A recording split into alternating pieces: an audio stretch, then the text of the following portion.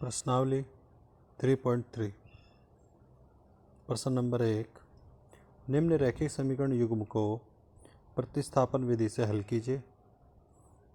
पहले क्वेश्चन है हमारा x + y = 14 equation number first, x - y = 4 समीकरण नंबर 2। इसमें हम क्या करेंगे, सबसे पहले समीकरण 1 से या 2 से किसी एक समीकरण को लेंगे और उस समीकरण से हम x या y का मान निकाल लेंगे। इसमें कोई ऐसा बाउंडेशन नहीं है, आप समीकरण 1 भी ले सकते हैं पहले या 2 भी ले सकते हैं। बस इस बात का ध्यान रखना कि यदि हम समीकरण 1 को लेते हैं और समीकरण 1 से कोई मान निकालते हैं तो उसे हम समीकरण 2 में रखेंगे, और यदि हम समीकरण 2 लेते हैं और उससे कोई x या y का मान निकालते हैं वो हम समीकरण 1 में रखेंगे। तो इसमें हमने समीकरण 1 से ले रहे हैं, तो समीकरण 1 से x + y = 14 है, तो x बराबर आएगा 14 - के y। अब ये x का मान हमें समीकरण 2 में रखना है, हमेशा 1 से निकालेंगे तो समीकरण 2 में रखेंगे। तो x बराबर 14 - y समीकरण 2 में रखने पर समीकरण 2 है हमारी x - y = 4। तो x की जगह पर 14 - y हो जाएगा, माइनस के y = 4। 14 - y और y 2y हो जाएंगे बराबर 4, माइनस के 2y 4 ऐसे ही 14 उधर जाकर माइनस का हो जाएगा, माइनस के 2y बराबर 14 में से 4 के माइनस के 10 बचेंगे, माइनस से माइनस कट जाएगा और गुना वाला आपका भाग में आ जाएगा। y बराबर 10/2, 2 पंजे 10, तो y का मान हमारा 5 आ जाएगा। अब ये जो y का मान है, जो हमारा संख्यात्मक मान है, इस मान को आप समीकरण 1 में भी रख सकते हैं, 2 में भी रख सकते हैं। तो y बराबर 5 समीकरण 1 में रखने पर समीकरण 1 है x + y = 14, तो x + y की जगह पर 5 आ जाएगा बराबर 14। x बराबर 14, 5 उधर जाकर माइनस का, तो x बराबर हमारा 9 आ जाएगा। यही हमारी प्रतिस्थापन विधि है। इस समीकरण में हम किसी एक समीकरण को ले लेते हैं और इसी समीकरण से कोई मान निकालते हैं और उसे दूसरी समीकरण में रखते हैं, जिससे हमें एक संख्यात्मक मान प्राप्त हो जाता है और उस मान को फिर हम किसी भी समीकरण में रख सकते हैं। इसके बाद क्वेश्चन नंबर 2, s - t = 3 समीकरण नंबर 1। दूसरी इक्वेशन है s/3 + t/2 = 6 इक्वेशन नंबर 2। समीकरण 1 से s - t = 3 है, तो s बराबर आ जाएगा 3 और t उधर जाकर प्लस का हो जाएगा। अब ये s का मान समीकरण 2 में रखेंगे। समीकरण 2 है हमारी s/3 + t/2 = 6, तो s की जगह पर 3 + t हो जाएगा, बटे 3 + t/2 = 6। बटे में लिखा है तो एलसीएम लेना पड़ेगा। ऐसी संख्या जो 3 और 2 दोनों से कटे, विभाजित हो, तो वह संख्या कितनी है, 6। इधर हम 3 से 6 को डिवाइड करेंगे तो 3 दूनी 6, 2 आएगा, 2 के ऊपर गुना करेंगे, 2 तिया 6 प्लस 2t, प्लस इधर 2 से 6 को डिवाइड करेंगे, 2 तिया 6, 3 के ऊपर मल्टीप्लाई हो जाएगी 3t बराबर 6। तो 6 ऐसे ही हो जाएगा, 2t और प्लस 3t हो जाएंगे आपके 5t बराबर। बराबर में हमेशा क्रॉस मल्टीप्लिकेशन होती है, कैंची की गुना जिसे बोलते हैं हिंदी में। तो 6 × 36 हो जाएगा, तो 6 + 5t = 36, 5t = 36, 6 उधर जाकर माइनस का हो जाएगा, 5t = 30, तो t बराबर 30/5 गुना वाला भाग में चला जाएगा, 5 × 30, t बराबर आ जाएगा 6। t का यह मान हम किसी भी इक्वेशन में रख सकते हैं। हम इसे समीकरण 1 में रख रहे हैं, तो s - t = 3, s - t की जगह 6 आ जाएगा बराबर 3, तो s बराबर 3 + 6, तो s बराबर हमारा 9 आ जाएगा। Question number 3, 3x - y = 3 equation number first. दूसरी इक्वेशन है हमारी 9x - 3y = 9। इस इक्वेशन को अगर हम 3 से डिवाइड करेंगे तो 3 तिया 9, 3x माइनस के 3 से 3 कट जाएगा, y = 3। तो अगर आप ध्यान देंगे तो हमारी दोनों इक्वेशन एक ही है। तो समीकरण 1 से 3x - y = 3, तो 3x माइनस के 3 बराबर y उधर जाकर प्लस का हो जाएगा, तो हमारे पास जो y का मान आएगा वो आएगा 3x - 3। इसमें हमारी चूँकि दोनों समीकरण एक ही हैं, ये दोनों रैखिक समीकरण जो है वो समपाती हैं, इसलिए इसमें x व y का कोई अद्वितीय हल नहीं होगा, इसमें इनके अनेक हल होंगे। Question number 4, 0.2x + 0.3y = 1.3 equation number first. 0.4x + 0.5y = 2.3 equation number 2। इसे आप ऐसे भी डायरेक्ट भी कर सकते हैं, या फिर आप इसे थोड़ा आसान करने के लिए समीकरण 1 और 2 में 10 से गुना कर सकते हैं, वो भी दोनों पक्षों में। तो 0.2x में 10 की गुना करेंगे तो 2x प्लस 3y बराबर 13। इसी तरह से समीकरण 2 हो जाएगी आपकी 4x प्लस 5y बराबर 23। ये समीकरण नंबर 4 हो जाएगी। अब हम समीकरण 1 और 2 पर ध्यान नहीं देंगे, हमारा सवाल जो होगा वो समीकरण 3 और 4 है। अब समीकरण 3 से 2x प्लस 3y बराबर 13 है, तो 2x बराबर 13, 3y उधर जाकर माइनस का हो जाएगा, तो x बराबर 13 माइनस 3y और गुना भाग वाला बटे में चला जाएगा। x बराबर 13 माइनस 3y बटे 2। यह x का मान हम समीकरण 4 में रखेंगे, क्योंकि अब हमारा जो क्वेश्चन है वो समीकरण 3 और 4 है। तो समीकरण 4 जो है वो हमारी 4x प्लस 5y बराबर 23 है, तो 4x की जगह पर लिखेंगे हम 13 माइनस 3y बटे 2 प्लस 5y बराबर 23। 2 से 4 को डिवाइड कर देंगे, 2 दूनी 4, हमारा 2 रहेगा गुना में, 2 के अंदर मल्टीप्लाई करेंगे, 13 दूनी 26 माइनस 2 तिया 6y प्लस 5y बराबर 23। 6y में से 5y घटेंगे क्योंकि दोनों के चिन्ह अलग अलग हैं, 6 में से 5 गए, 1y बचेगा बराबर 23। 26 उधर जाकर माइनस का हो जाएगा, माइनस के y बराबर 26 में 23 गए, 3 बचेंगे, माइनस के माइनस से माइनस कर जाएगा, y बराबर 3।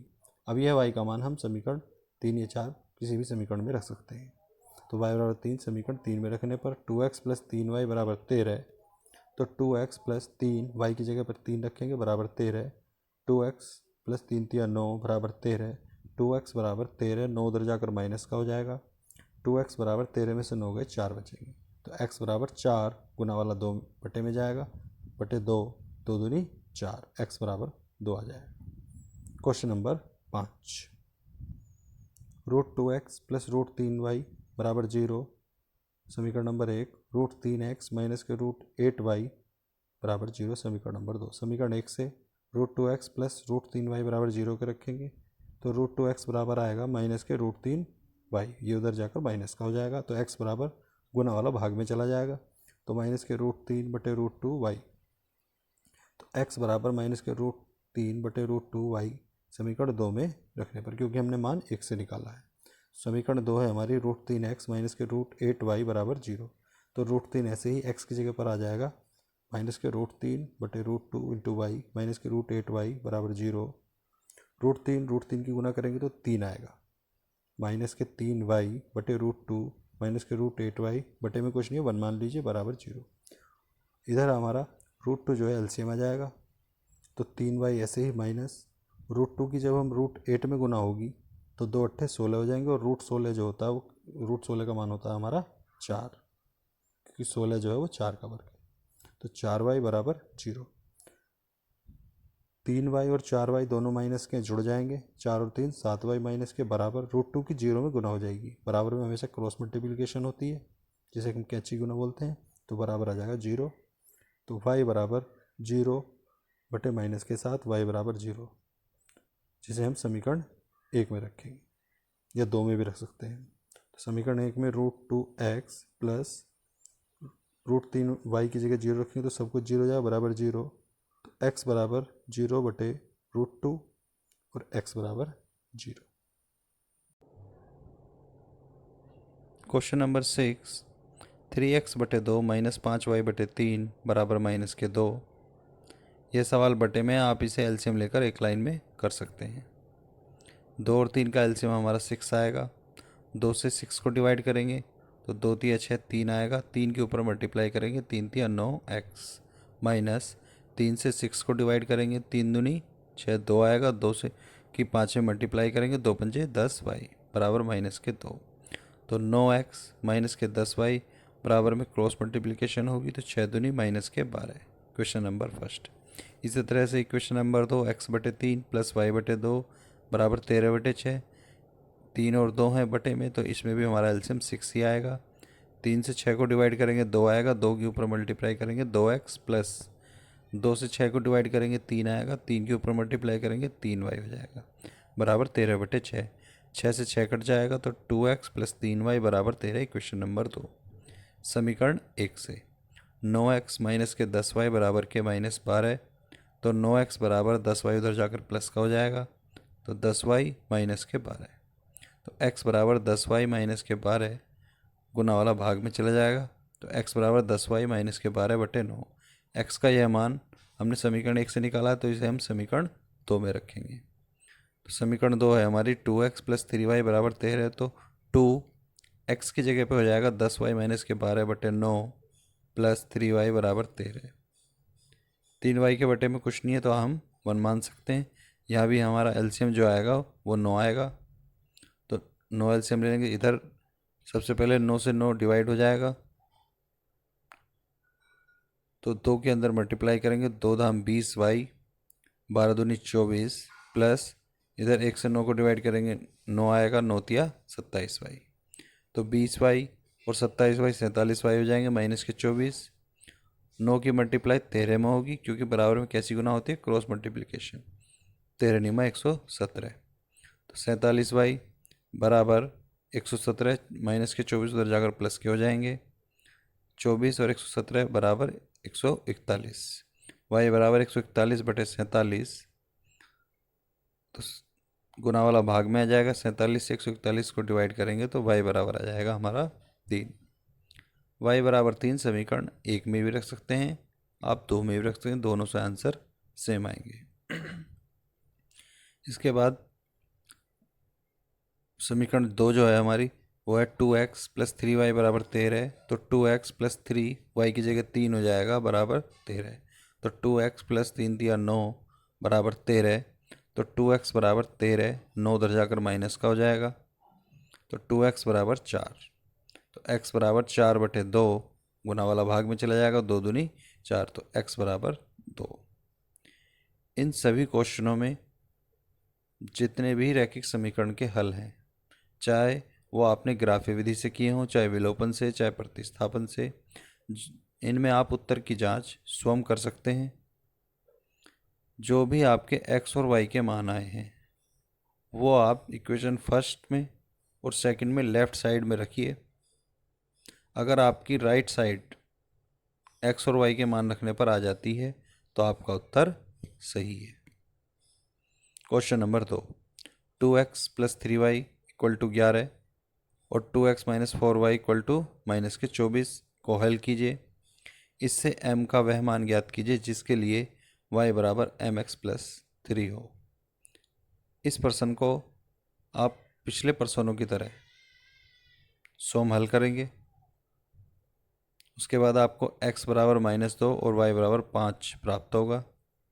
तो हमें दिया हुआ है y बराबर mx प्लस 3, y की जगह हम 5 रखेंगे, m ऐसे ही रखेंगे, गुना x ये माइनस के 2 हो जाएंगे प्लस 3, 5 ऐसे ही लिखेंगे, 3 इधर आकर माइनस का हो जाएगा, बराबर माइनस के 2m, 5 में से 3 घटेंगे 2 बचेगा, बराबर माइनस के 2m। m बराबर गुना वाला भाग में चला जाएगा, 2 बटे माइनस के 2, 2 एकम 2, तो m बराबर हमारी वैल्यू हो जाएगी माइनस के 1। क्वेश्चन नंबर 3, निम्न समस्याओं में रैखिक समीकरण युग्म बनाइए और उनके हल प्रतिस्थापन विधि द्वारा ज्ञात कीजिए। पहला क्वेश्चन, दो संख्याओं का अंतर 26 है और एक संख्या दूसरी संख्या की 3 गुनी है, उन्हें ज्ञात कीजिए। माना पहली संख्या बराबर x और दूसरी संख्या बराबर y। प्रश्नानुसार इसमें दो बातें होती हैं, एक होता है अंतर और एक होता है योग। अंतर का मतलब होता है घटाना और योग का मतलब होता है जोड़ना। इसमें अंतर कहा गया है, इसलिए x माइनस वाई बराबर 26 इक्वेशन नंबर फर्स्ट। यदि यहाँ पर योग दिया हुआ होता तो हम लिखते x प्लस वाई बराबर 26। दूसरी शर्त में कहा गया है कि एक संख्या मीन्स x बराबर दूसरी संख्या की 3 गुनी, तो 3 गुना y 3y, तो x बराबर 3y, 3y इधर आकर माइनस का हो जाएगा, तो x माइनस 3y बराबर 0, क्वेश्चन नंबर 2। इन समीकरणों को आप स्वयं सोल्व करेंगे प्रतिस्थापन विधि से, जिससे आपका x का मान 39 आएगा और y का मान 13 आएगा। तो पहली संख्या जो आएगी आपकी 39 आएगी और दूसरी संख्या आपकी 13 आएगी। क्वेश्चन नंबर 2, दो संपूरक कोणों में बड़ा कोण छोटे कोण से 18 डिग्री अधिक है, उन्हें ज्ञात कीजिए। संपूरक कोण वे कोण होते हैं जिन दो कोणों का योग 180 डिग्री होता है। इसी तरह से कोटिपूरक कोण भी होते हैं। कोटिपूरक वे कोण होते हैं जिन दो कोणों का योग 90 डिग्री होता है। तो हमने माना कि बड़ा कोण x डिग्री और छोटा कोण y डिग्री। तो प्रश्नानुसार संपूरक कोण है, इसलिए x प्लस वाई बराबर 180 डिग्री। Question number first. फिर कहा गया कि बड़ा कोण मीन्स x बराबर छोटा कोण y से 18 डिग्री अधिक है, तो प्लस 18। x बराबर y प्लस 18, y इधर आकर माइनस का हो जाएगा, तो x माइनस वाई बराबर 18। क्वेश्चन नंबर 2, इन्हें भी आप उपरोक्त क्वेश्चनों की तरह करेंगे जो हमने पिछले क्वेश्चन करे हैं प्रतिस्थापन विधि से।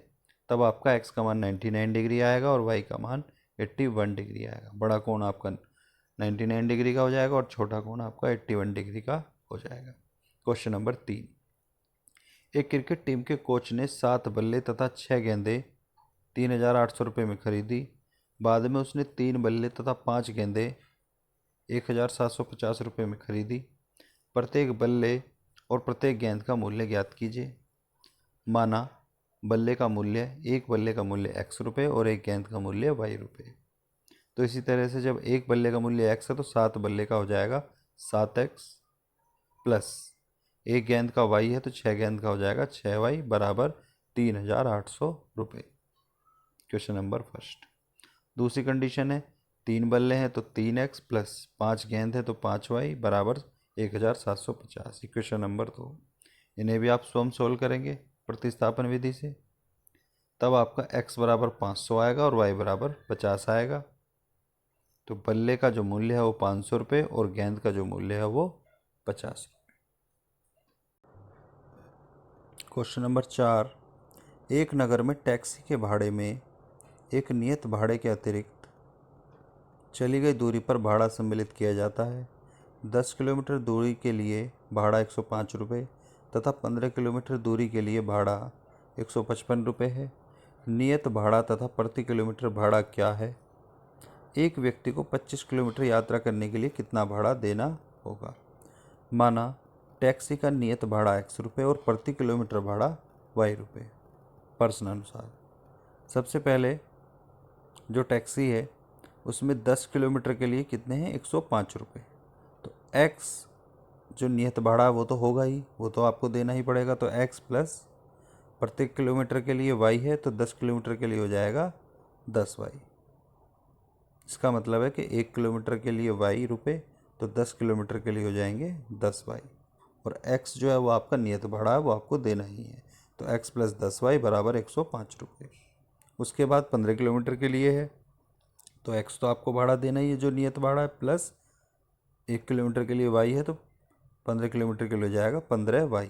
तो x प्लस 15y बराबर 155। Equation number 2। इन दोनों इक्वेशन को आप सोल्व करोगे प्रतिस्थापन विधि से, जिससे आपका x का मान 5 आएगा और y का मान 10 आएगा।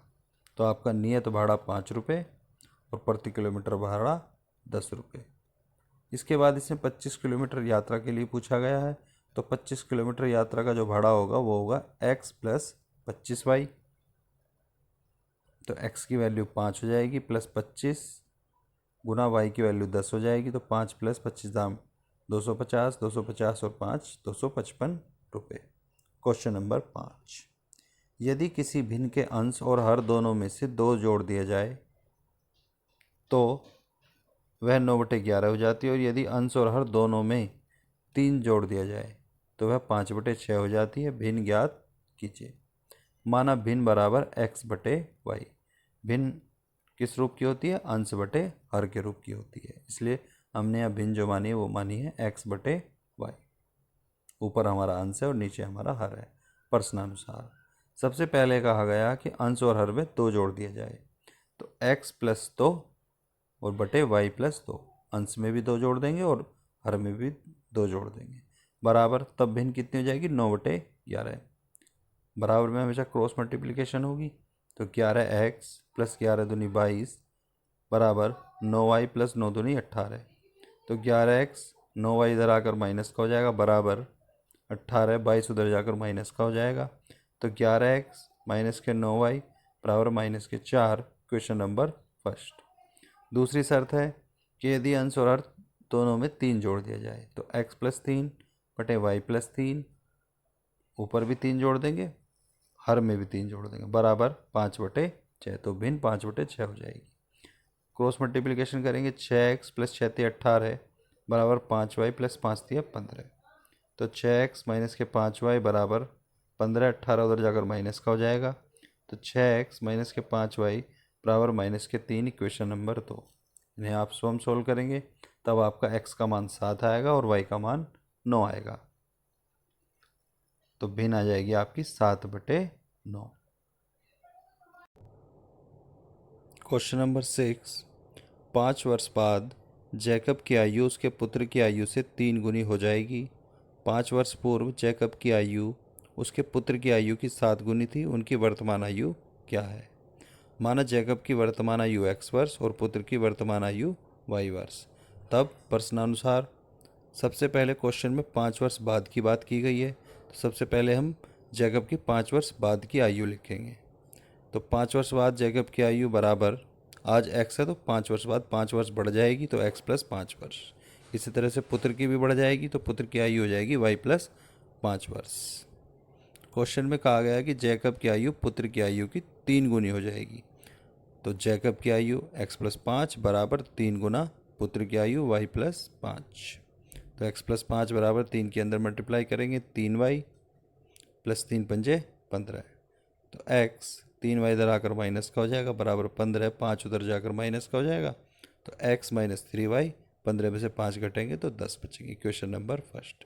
इसके बाद 5 वर्ष पूर्व की बात की गई है, तो सबसे पहले हम 5 वर्ष पूर्व की आयु लिखेंगे।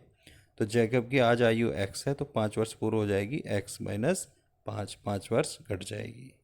अगर 6 वर्ष होती तो इसमें आयु जो हो जाती वो आपकी x माइनस 6 हो जाती। इसी तरह से पुत्र की जो आयु है वो 5 वर्ष पूर्व y माइनस 5 वर्ष हो जाएगी। तो क्वेश्चन में कहा गया है कि जैकब की आयु पुत्र की आयु की 7 गुनी थी। तो x माइनस 5 जैकब की आयु बराबर 7 गुना y माइनस 5 पुत्र की आयु। तो x माइनस 5 बराबर 7 के अंदर मल्टीप्लाई करेंगे, 7y माइनस के 7 पंजे 35। तो x 7y इधर आकर माइनस का बराबर माइनस के 35, माइनस के 5 उधर जाकर प्लस के हो जाएंगे। तो x माइनस 7y बराबर 35 माइनस का है और 5 प्लस का है, अलग अलग चिन्ह है तो घटेंगे। 35 में से 5 घटेंगे, 30 बचेंगे, वो भी माइनस के। Equation number 2। जब इन इक्वेशन को सोल्व करेंगे तब हमारा x का मान 40 आएगा और y बराबर 10। इन्हें आप स्वयं प्रतिस्थापन विधि से सोल्व करेंगे जैसा हमने पिछले क्वेश्चन में किया है। इसके बाद आपकी जैकब की जो आयु है वो 40 वर्ष आएगी और जो उसके पुत्र की आयु है वो 10 वर्ष आएगी।